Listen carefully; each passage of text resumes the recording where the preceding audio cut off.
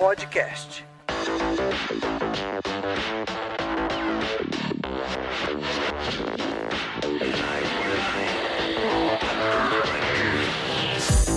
Olá, sejam muito bem-vindos a mais um TOTOS Developers Podcast. Eu sou o Ricardo Manzano, especialista em interface em ambientes multiplataforma e serei seu host. E como aqui eu já tive a oportunidade de entrevistar alguns dos meus heróis do mundo de tecnologia, como a Loiane Groner, a Vanessa e o Gabriel do Código Fonte TV, hoje eu tenho a honra de entrevistar mais um, que é o Jonathan Simeone do canal GeoLinux, falando da sua importância na cultura open source no Brasil. Cara, ele é um cara que eu sigo há muito tempo e ainda mais pelo fato de eu ser um usuário Linux. Quem me acompanha, quem me conhece sabe disso. Então, Jonathan, primeiro, muito obrigado aí pelo seu tempo. Como eu disse, eu te acompanho, eu sei que seu tempo é corrido e eu vou pedir a gentileza que você se apresente devidamente para quem está ouvindo a gente. Tudo bem, pessoal? Meu nome é Jonathan, conhecido na internet como GeoLinux, erroneamente. O pessoal associa o nome do projeto a mim. Mas tudo bem, a gente tem um projeto justamente com esse nome que foca em trazer informações tecnológicas para as pessoas de uma forma bem digerível, sendo que talvez nosso maior diferencial seja focar um pouco mais do que a mídia normal foca em programas open source e naturalmente Linux, né? Acabou indo parar até no nome do projeto, meio sem querer. Hoje a gente tem um projeto que engloba várias frentes diferentes, temos blog, temos canal no YouTube, temos ali cursos, fóruns, etc. Então, um projeto que cresceu bastante nos últimos tempos. Show! E complementando o nosso time aqui, Álvaro Camilo, para mandar o jabá do TOTOS Developers. Olá a todos, tudo bem? Então estou aqui para falar do nosso jabá. Então esse podcast e outros podcasts estão no nosso portal developers.totos.com, onde nós temos o nosso podcast, nós temos artigos e, claro, sempre temos vagas lá no cantinho da página. Então, por favor, acessem developers.totos.com.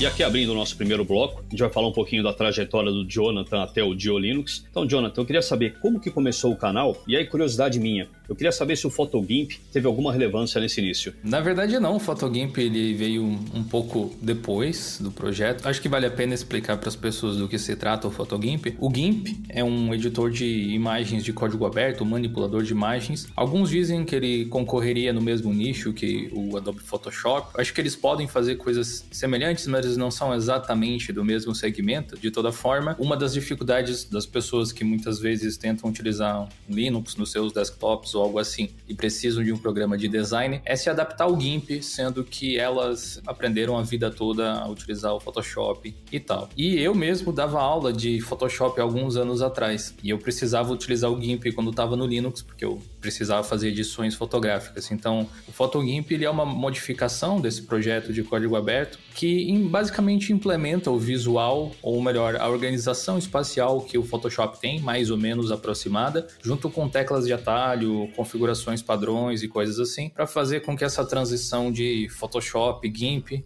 eventual que aconteça para algumas pessoas, seja menos traumática, digamos assim, seja mais simples. Mas não, ele foi um projeto que surgiu bem depois. O projeto de GeoLinux, ele surgiu logo depois de eu ter largado os meus estudos, na realidade. Eu tive que abandonar o meu curso por conta de dinheiro mesmo, precisava trabalhar, não tinha jeito. E eu comecei a estudar por conta própria, porque apesar de ter parado os estudos formais, eu não queria parar no tempo, no sentido de tecnologia. E mesmo tendo ouvido falar no curso sobre Linux, lá não tinha sido muito positivo o negócio não, sabe? Tinham explicado de um jeito que não me empolgou muito a explorar mais esse universo. E eu não sei exatamente qual foi o motivo derradeiro, mas eu acredito que seja problemas com o meu Windows 7 na época, o Windows XP, estava nessa transição ali, e também a vontade de querer conhecer mais, de customizar as coisas um pouco mais, que me levou a experimentar Linux mais uma vez. E aí, criando o blog de GeoLinux no meio desse processo, eu pude meio que anotar as informações, o conhecimento que eu tinha em um lugar que ficasse facilmente acessível depois por qualquer dispositivo, e esse lugar foi um blog. E esse blog acabou sendo acessado por outras e outras pessoas, ele acabou crescendo, se desenvolvendo, eu acabei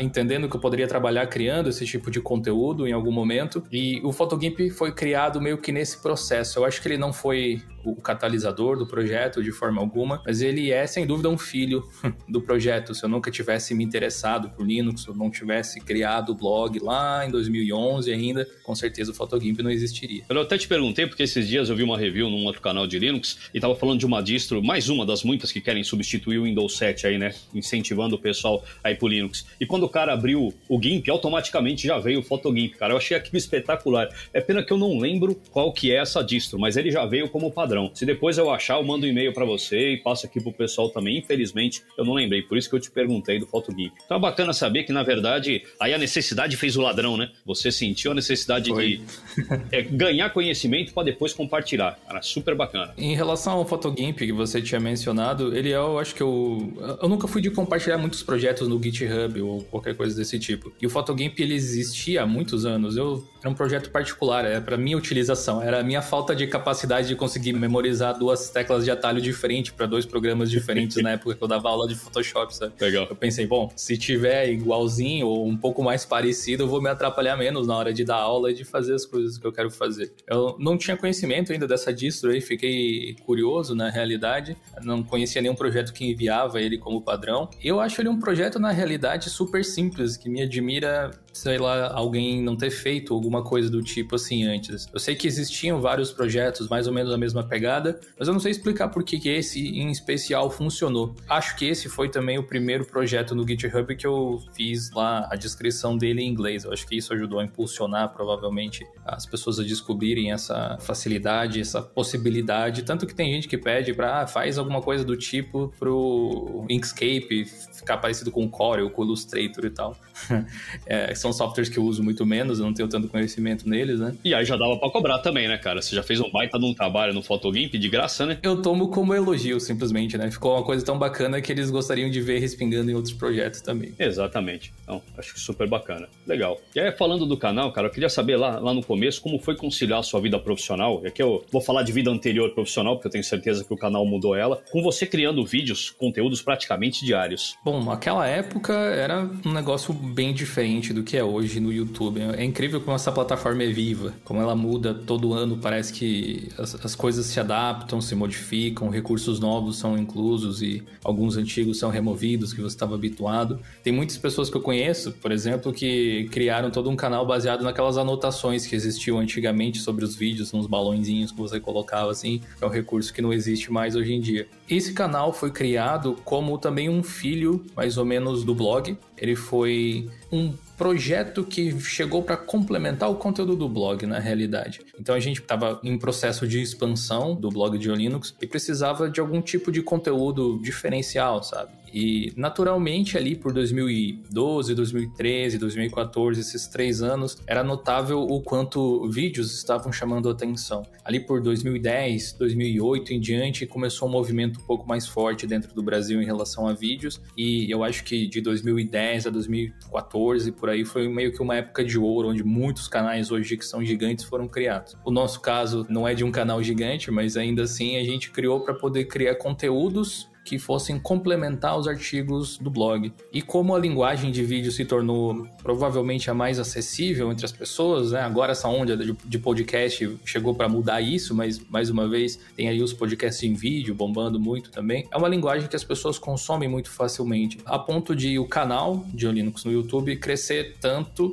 ou ser maior, na verdade, hoje em dia, do que o próprio blog que deu origem a ele. Foi mais ou menos nesse momento. E eu trabalhava com outras coisas, então foi completamente conciliado o negócio. Eu tentava fazer nas minhas horas vagas lá, enquanto eu almoçava, eu estava escrevendo ali um roteirinho básico com alguns tópicos para fazer um vídeo. Eu lembro que lá no início, um dos vídeos que mais bombaram no canal foi um vídeo que eu gravei em 10 minutos no meu horário de almoço, com um prato de comida numa mão e o mouse editando ali na outra, assim. Da hora. Foi massa. Cara, a receita deu certinho, né, cara? Não à toa você tá aí explodindo nas plataformas. Perfeito. Então, entrando aqui na última pergunta do bloco, a gente tem o Momento Pimenta aqui, que é pra tirar um pouco a gente da zona de conforto. Então, a minha pergunta pra você, vou fazer a introdutória dela. Cara, hoje você já tá com mais de 470 mil inscritos no canal. Eu acompanhei o 300 mil, foi muito engraçado, sobe e desce. Tenho certeza que tinha alguém de sacanagem lá te zoando lá, entrando e saindo. Você deve se lembrar disso aí, cara. Foi muito divertido, foi muito legal. E eu queria saber se nessa trajetória de sucesso teve algum momento que você pensou em desistir do canal. Essa é uma pergunta pimenta, realmente, né?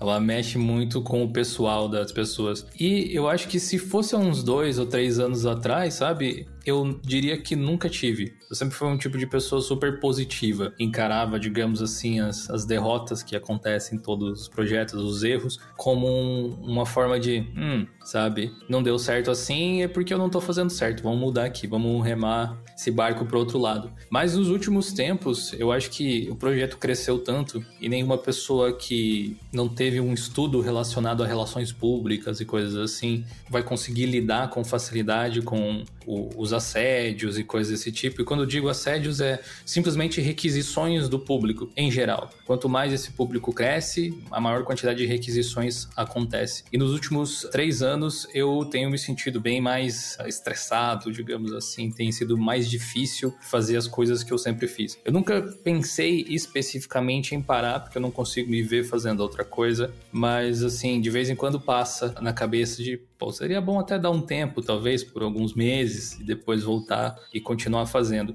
E é justamente por conta dessa necessidade que há alguns anos já a gente começou a estruturar o GeoLinux não como o meu canal ou como o meu blog, mas a gente fundou a empresa alguns anos atrás, a gente está se organizando, tem colaboradores agora, para que o projeto possa funcionar, mesmo sem mim, eventualmente, talvez daqui a alguns anos ou alguma coisa assim, para que eu possa poder fazer outras coisas ou possa, inclusive, manter o pique do canal funcionando, né? Daqui a pouco, os jovens não vão querer ouvir uma pessoa ali de, sei lá, 30, 40, 50 anos falando sobre o assunto. Não sei quanto tempo... Eu tenho quase 50, cara. Não me sacaneia. Aqui não é o momento cebola, cara. Eu vou começar a chorar aqui, cara. É o momento pimenta.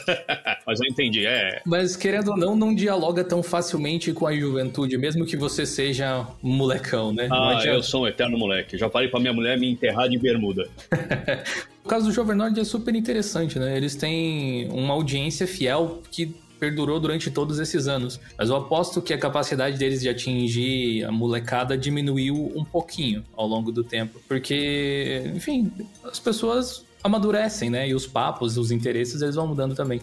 Então, possibilitar essa renovação é algo importante dentro do nosso projeto, a longo prazo, assim, eu diria. Então, nunca pensei efetivamente em parar, mas de vez em quando dá uns burnout, assim, sabe? Nos últimos tempos foi uma coisa que aconteceu algumas vezes. Infelizmente até. Mas a gente, a cada vez que isso acontece, você aprende um pouco mais sobre você mesmo, sobre o projeto e vai superando. Fica a dica para quem tá pensando em criar um canal no YouTube, alguma coisa assim. Muitas vezes a diferença entre você chegar lá, né? Conseguir suceder e não quem desiste no meio do caminho por causa dessas coisas. Tentar ser sempre positivo e ver o lado bom dessas situações e ver o que você pode tirar, o que você pode aprender com esse tipo de coisa, para mim fez uma diferença tremenda, sabe? Tanto para autoconhecimento quanto para uma inteligência para utilizar nos negócios mesmo, sabe? A gente não tem só o GeoLinux como projeto, assim, apesar de ele ser o mais proeminente, a gente trabalha com algumas outras coisas por aqui também, e toda vez que esse tipo de coisa aconteceu, a gente voltou ainda mais forte, porque sabia exatamente qual caminho seguir. Foi criando casca grossa, né?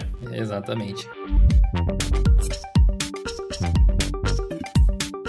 Entrando no nosso próximo bloco aqui, vamos falar um pouquinho do trabalho proposto pelo GeoLinux. E essa é uma pergunta que acho que todo mundo te faz quando entrevista ou conversa contigo pela primeira vez, eu também tenho que fazer. Cara, qual que é a sua recomendação? E aqui eu tô falando da very first mesmo, para quem tá pensando em ir pro Linux. Realmente uma pergunta frequente e o interessante é que ela sempre muda quase a resposta. Todo ano tem alguns projetos novos que se destacam e tal, mas também tem alguns que vão se sedimentando como boas opções e fica um pouco mais fácil de recomendar, porque eu acho acho que uma distribuição que seja sólida, como a gente fala, é algo extremamente importante. Quando você me pergunta assim, uma distribuição para quem está chegando no Linux agora, eu acho que tem 2 tipos de pessoas, ou 3 tipos de pessoas que vão se aventurar no mundo Linux. A pessoa que é profissional de tecnologia e está querendo aprender Linux para questão de trabalho, que vai querer estudar ao lado do servidor. Acho que esse é um departamento um pouco diferente. E nesse caso, o interessante é estudar as distribuições que geralmente são utilizadas para, para montar uma nuvem, alguma coisa assim, que geralmente são o Ubuntu, que no Brasil é bem popular, o CentOS é bem popular aqui no Brasil também. E mundo afora você tem Red Hat, muito popular, o CentOS ali é parecido, né? Basicamente a mesma coisa. E OpenSUSE também são as principais distribuições, além do Debian, talvez. Essas são as top 5, eu acredito, de distribuições que você talvez pudesse estudar para trabalhar com servidores. Do ponto de vista de desktop, hoje eu acredito que existem 2 ou 3, e o Ubuntu não está entre elas, que facilitam muito a vida de quem está chegando. E elas são o Zorin OS, uma distribuição irlandesa, Linux Mint, também irlandês, curiosamente, e o Pop! OS, distribuição norte-americana, produzida por uma empresa nesse caso. O Zorin OS também tem uma microempresa por trás, e o Linux Mint ele é community driven, ele é criado pela comunidade. E aí tem as 2 personas que eu tinha mencionado, né? Se uma persona para o servidor, pelo lado desktop estou migrando do Windows e estou chutando, né? Pode ser que a pessoa esteja migrando do Mac, mas geralmente é do Windows por causa do market share. Se estou migrando do Windows e quero uma experiência semelhante ao que eu já tenho no Windows, possivelmente Linux Mint e Zorin OS são alternativas interessantes. Vai de você testar, o lado bom é que é de graça, você pode baixar e ver qual que você gosta mais. E se você não se importa de mudar um pouco o seu paradigma de usabilidade ali na interface, eu vou migrar para Linux, eu quero uma experiência um pouco mais diferente, assim. Eu quero experimentar coisas novas, um jeito diferente de pensar o desktop. Eu acho que o Pop! OS é uma boa, que utiliza a interface GNOME atualmente, de um jeito um pouco mais clássico ao GNOME padrão, para quem conhece aí já vem a imagem à cabeça, e ela visualmente falando talvez não seja tão intuitiva em primeiro momento para quem vem do Windows, que está acostumado com aquela barra embaixo, o menuzinho na esquerda e tal, ao menos não tanto quanto o Linux Mint e o Zorin OS, mas eu acredito que essas sejam as 3 mais fáceis atualmente, e por facilidade, recursos, um monte de coisa out of the box, codecs pré-instalados, drivers pré-instalados, para você instalar e usar, provavelmente o Pop! OS, mas ela tem essa questão da interface ser um pouco diferente. Bacana, eu usei o Mint durante uns 2 anos, mas o pessoal que me segue via falando, poxa, você usa o Mint, mas a TOTUS não homologa o Mint. Cara, eu acabei indo pro Ubuntu por causa disso, mas eu também amo o Mint. Brinquei com o Zorin um tempo, mas mais em VM, mas o Mint foi meu desktop durante uns 2 anos. Eu acho perfeito também, eles conseguiram equilibrar. E o Cinnamon, né, é um desktop que foi pensado para quem usa o Windows, né? A parte de tiling, perfeito. Também acho assim. E na verdade, só para emendar essa pergunta, não apenas escolher uma distro, mas você daria alguma recomendação da forma que a pessoa vai começar a usar? Eu, por exemplo, comecei com o Debian lá uns 3 anos atrás, 3, 4 anos, como VM. E eu comecei a me adaptar, eu comecei a passar cada vez mais tempo na VM e menos tempo no Windows, até que eu me senti 100% confortável e formatei a máquina. Você teria alguma dica nesse sentido? Sim, na verdade essa sua tática aí é uma tática muito inteligente, sabe? É uma forma de você testar as coisas diferentes sem brincar o seu sistema padrão ali. Em caso de necessidade, você simplesmente utiliza ele. Acho que o único problema, talvez, de testar em VM é que a performance não é exatamente a mesma. Exato. Isso é interessante para você conhecer o sistema, né? Ver como ele se comporta e tal, desde que você consiga ignorar a ideia de performance. Não que seja horrível utilizar em máquina virtual, especialmente se você tiver um bom computador,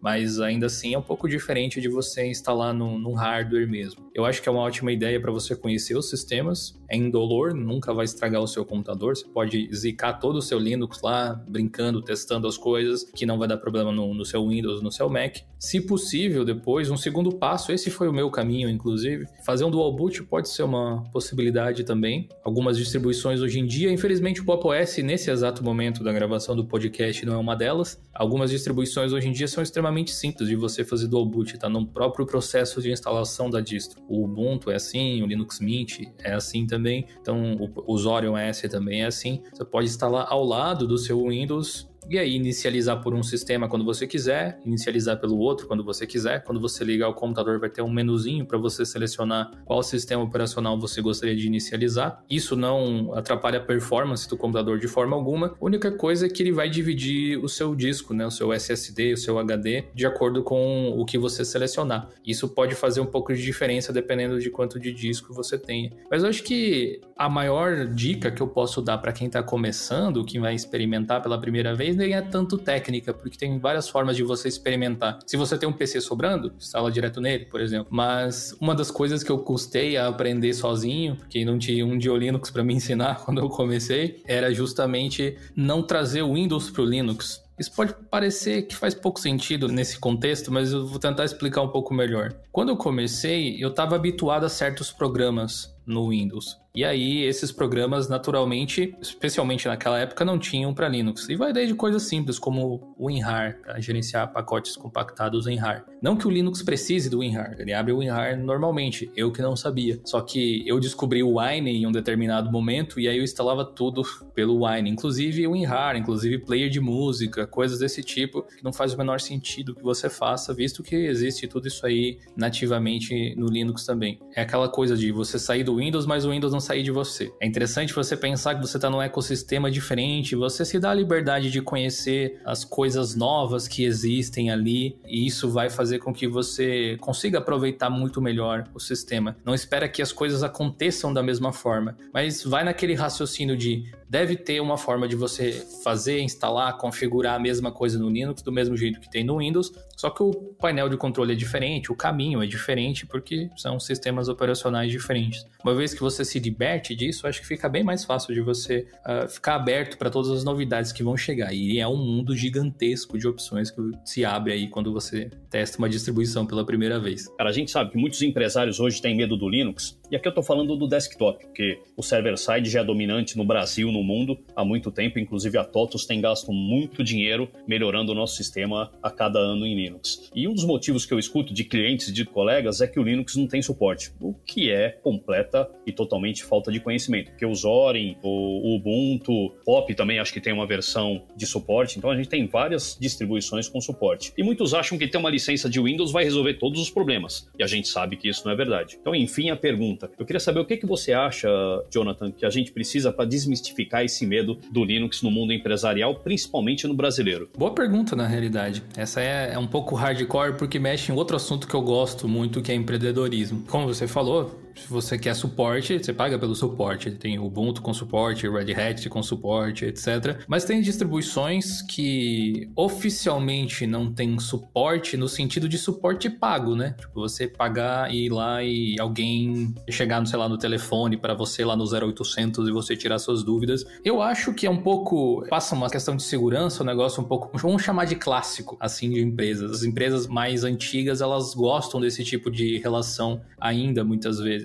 Não que resolver as coisas por telefone, especialmente no caso de tecnologia, seja a melhor solução. Acesso remoto, aquela coisa toda. Agora, uma possibilidade que é muito massa, tanto do ponto de vista de quem precisa de suporte, quanto das pessoas, dos empreendedores, aí, as pessoas que entendem de Linux, por exemplo, de tecnologia, é que você pode montar a sua empresa de suporte, ou você pode treinar o seu próprio suporte. Pode ser mais custoso, talvez no início, se você quiser montar a sua própria equipe de suporte, mas depois, a longo prazo, ela se paga, né? Porque você acaba tendo um suporte dedicado para entender exatamente os problemas que o seu ambiente tem. A gente tem contatos e parcerias com várias grandes empresas hoje em dia, e uma dessas empresas que trabalham no setor de hospedagens, eles mesmo customizam o Linux, que é um CentOS, que eles usam nos servidores deles. O CentOS é uma versão gratuita, digamos assim, do Red Hat, e eles não pagam suporte para ninguém. Será que eles estão chorando as pitangas aí porque o CentOS não tem suporte? Pelo contrário, eles mesmos são o próprio suporte, eles têm pessoas técnicas o suficiente para realizar esse tipo de coisa. Então gera uma independência técnica e financeira, muitas vezes, para as empresas. Se você não é capaz de prover esse tipo de coisa, que é bem natural, especialmente em empresas menores, sempre vai existir alguém que pode prestar esse suporte. A diferença é que não necessariamente essa empresa que presta o suporte, ela precisa ser a criadora do próprio sistema operacional. Se isso fosse um grande diferencial, eu acredito que o Windows não teria problema nenhum E é bem ao contrário. Tem N canais de suporte, tem fóruns gigantescos com um monte de dúvidas e facts e coisas desse tipo, porque nenhuma tecnologia é perfeita, né? Todas vão falhar em algum momento ou ter algum tipo de circunstâncias. Eu acho que o que muda muito no caso do Linux é que você é mais autônomo em relação à solução e não depende de um terceiro chegar necessariamente e fazer as modificações ou te ajudar, porque você não pode de forma alguma consultar o código-fonte lá do sistema operacional ou qualquer coisa assim. Eu acho que a Microsoft até libera a consulta de pelo menos partes do código do Windows sob certas circunstâncias para governos ou alguma coisa desse tipo, mas é aquela coisa, né? Não sei se o código que eu tô vendo é exatamente o que tá rodando, porque não é transparente da mesma forma. E eu acho que quem se preocupa com privacidade, contenção de dados, especialmente nos momentos que a gente vive hoje em dia, para você não trabalhar com open source, eu acho que você tem que dar um bom motivo. Caso contrário, esse seria o padrão. E o CentOS tem uma das comunidades mais ativas da internet hoje, né, cara? Uma coisa absurda como o pessoal se ajuda. Você citou bem. A gente sabe, né? Tem o Red Hat, tem o Fedora, que é o sparring da Red Hat por trás, mas o CentOS anda sozinho. Inclusive, quando o Red Hat pensou em mudar o licenciamento, eles já vieram com uma pegada de criar um novo Linux, eu não me recordo o nome agora, você deve lembrar que vive isso mais do que eu, então já estavam se preparando para o CentOS deixar de ser ele e se tornar uma outra versão. Então, eu acho que Sim. A comunidade se coçar nisso ajuda demais. O pessoal que usa o CentOS não abre mão mesmo. Um ótimo exemplo de que você não precisa da empresa que criou o sistema para ter suporte é, por exemplo, a Oracle. O Oracle Linux é um Red Hat, é igualzinho um Red Hat. E, inclusive, é compilado a partir do código-fonte da Red Hat. E é a Oracle que dá suporte. Olha só que coisa louca. Cara, e é uma excelente distro, né, cara? O pessoal não sabe, eu já usei ele, cara, é espetacular. E as modificações de código livre que são feitas para o kernel, tanto por parte da Oracle quanto por parte da Red Hat, elas vão para o kernel Linux para todas as distribuições poderem utilizar. É um negócio incrível, é isso que torna o movimento open source super diferenciado. Não é à toa que a Microsoft se aproximou um pouco mais desse universo, que especialmente do ponto de vista corporativo, ele é bem vantajoso. Eu até brinco com o pessoal que participa do Windows Insider, que o Windows Insider é basicamente uma aproximação do que é o movimento open source para o modo de desenvolvimento de uma distro, que é você dar early builds para as pessoas testarem e colher feedback. Basicamente é isso que uma distribuição faz. A comunidade tem muito mais peso em cima das decisões que são tomadas ali, só que como a Microsoft não pode liberar o código-fonte para todo mundo testar, eles criaram um cenário onde as pessoas podem ter acesso a early builds aí do Windows 10 e tal. Além disso, acho que dá para colocar a questão financeira, né? Põe aí na ponta do lápis o que é mais vantagem, que tipos de benefícios você tem a longo prazo. Muitas vezes as commodities pagam um preço de você não ser autônomo o suficiente para tomar decisões diferentes, e eu acho que tem cenários e empresários que vão gostar mais de pagar uma licença, é isso mesmo, o problema é deles, eu prefiro xingar eles se alguma coisa der errado, do que ser responsável pela realização e manutenção da minha própria tecnologia. Exatamente. Cara, vamos entrar aqui então no último bloco aqui, falando um pouquinho de futuro. Aqui é curiosidade nossa, queria saber se você tem algum projeto no forno que você pode dar spoiler pra gente. Até tenho, realmente, mas como eles estão em processos bem embrionários, assim, eu acho que não convém espalhar demais. No entanto, tem algumas coisas que dá pra compartilhar, assim. A gente tem uma seção de cursos que lançamos recentemente, toda uma plataforma que é o Linux Play, destinada a membros do canal no YouTube, e a gente tá preparando vários cursos aí para esse primeiro semestre ainda, para disponibilizar para os assinantes lá dentro daquele pacote. A gente criou lá um processo de assinatura que eu acredito que seja facilmente acessível, que a ideia é criar conteúdo de qualidade, que possa melhorar o currículo das pessoas, ajudar a conseguir trabalho e coisas assim, sem que ela precise gastar uma fortuna. Então, a gente colocou lá um valor quase que simbólico e tem criado esse material para as pessoas. E a gente tem cursos desde coisas básicas para você começar a mexer no Linux, tipo, eu quero entender como funciona o terminal. Então, tá lá já.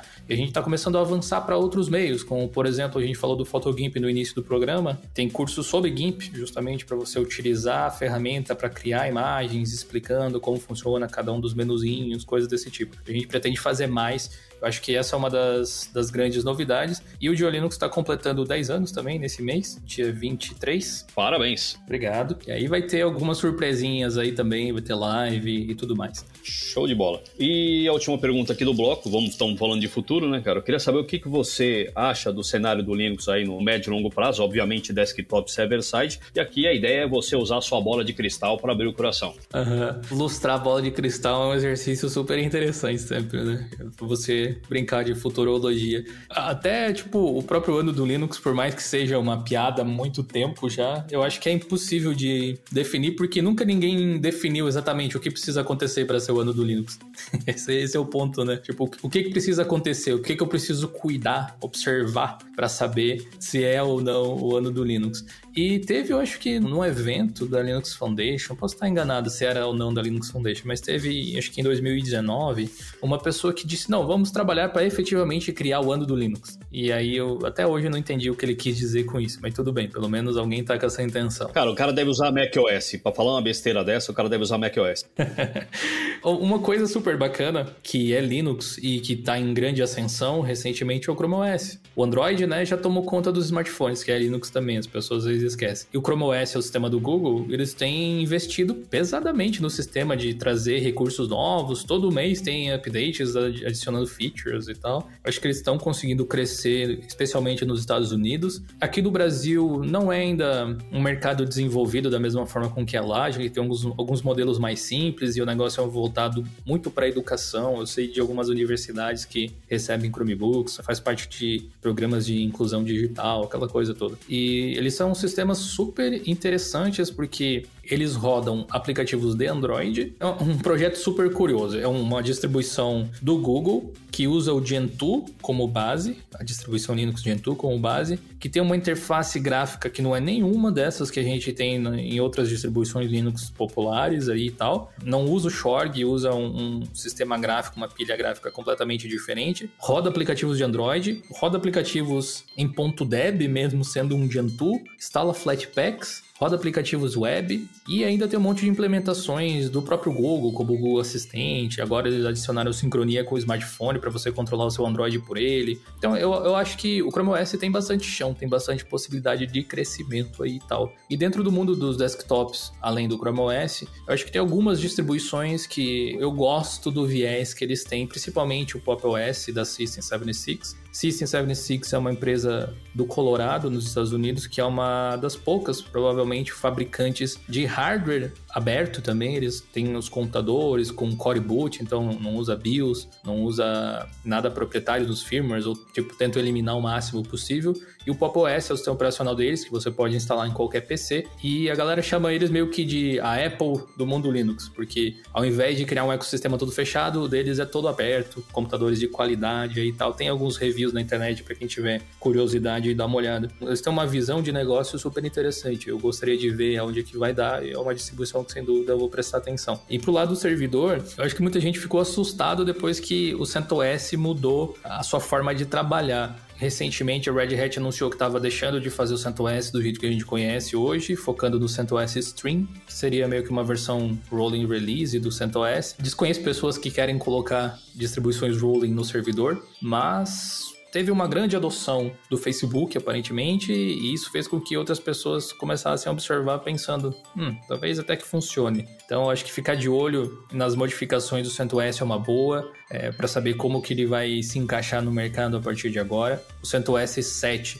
que é a versão anterior, ainda tem suporte até 2024, se eu não me engano. E essa versão 8, que teria sido lançada agora, teria suporte até 2029, alguma coisa assim, mas vai se encerrar no final desse ano o suporte, focando no CentOS Stream. Ou então você pode partir para Red Hat mesmo e daí pagar lá suporte deles, né? Alguma coisa assim. E o Ubuntu também vem crescendo bastante. Eu acho que é a distribuição mais utilizada em cloud hoje em dia, então vale a pena também ficar de olho. São as principais aí para quem quer trabalhar no mercado, sem dúvida. Bacana. Inclusive, eu nunca entendi por que o Debian não consegue pegar essa parte, essa fatia da camada server-side, cara. Sempre tem alguém, mesmo o Debian sendo, eu brinco com todo mundo, o pai de todos os bons Linux, não desmerecendo o Red Hat, mas eu sempre quis ver o Debian lá, somente por ser uma distro tão segura, né? Tão cuidadosa com aquilo que roda, mas realmente ela não dominou o server-side, né? Eu acho que tem outros elementos que são atrelados à popularidade que não tem a ver necessariamente com a qualidade, né, do negócio. Porque o Ubuntu, ele é tão bom quanto um Debian Testing, alguma coisa assim. Com a diferença de que existe uma empresa por trás, eu acho que é isso que causa uma sensação de segurança maior para quem vai fazer um negócio. Querendo ou não, a gente esbarra naquele pensamento que estávamos discutindo antes sobre suporte. O Debian, ele é muito bom, mas ele é mantido por comunidades, por doações, por empresas que trabalham ou pagam desenvolvedores para trabalhar nele porque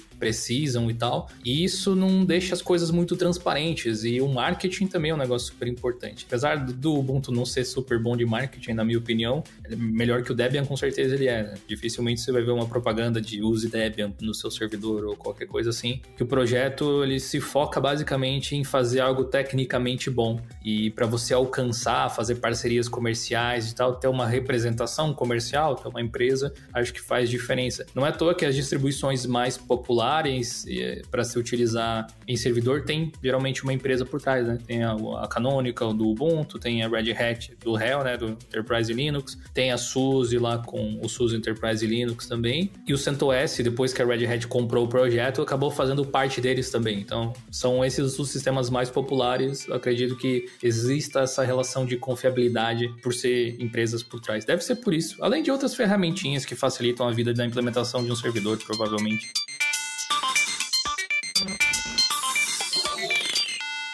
Jonathan, eu queria agradecer novamente. Cara, sei como o teu tempo é apertado. Obrigado mesmo. Vou pedir que você se despeça da galera aí como se deve, por gentileza. Não, imagina, muito obrigado pela oportunidade. É sempre legal poder conversar sobre essas coisas com alguns novos amigos aqui. E eu quero convidar todo mundo que tiver interesse em conhecer o mundo Linux por outros olhos, talvez, de uma forma um pouco diferente. Técnica também, tentando utilizar a tecnologia para fazer coisas, para construir coisas, para mudar a realidade das pessoas ao seu redor. Que dê uma passada nos nossos projetos. A gente tem um pouquinho de tudo aí, certamente você vai encontrar a gente em várias redes sociais diferentes. Se você pesquisar aí no Google por Diolinux, você vai encontrar o canal, blog, fórum, Instagram, tem podcast também, tem um monte de coisas. Então, agradeço mais uma vez pela oportunidade, foi um imenso prazer. Bacana, e toda essa informação aqui do Jonathan vai estar no nosso Notes lá, então fiquem tranquilos, vamos pegar bastante coisa aqui para ele, para que o Notes desse episódio seja bem completo. Jonathan, mais uma vez, muito obrigado. Álvaro, valeu por tudo até agora, parceiro, a gente se vê aí brevemente. E vocês que estão nos ouvindo, obviamente a gente se vê ou se escuta no próximo TOTUS Developers Podcast. E passa a conta e fecha a regra. Este podcast foi editado pela Maremoto.